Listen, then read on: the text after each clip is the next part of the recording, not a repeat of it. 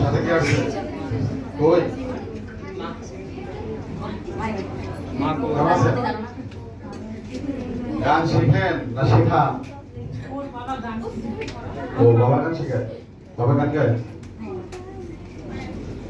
না গান গায় না এখন যখন ওই যে যখন মানে গান গাইতো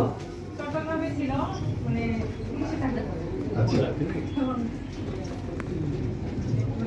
মনে হচ্ছে মানে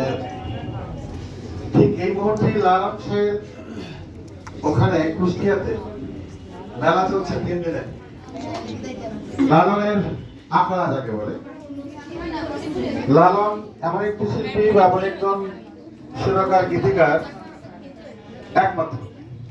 লালন আর হয়নি হবেও না হয়তো তো সেক্ষেত্রে আমরা ওর গানটা শুনলাম ভালো লাগলো যদি সুযোগ হয় সবশেষে আর একটা গান আমরা শুনবো কম্পিটিশনের বাইরে ওকে বেস্ট অফ লাক তাহলে ওকে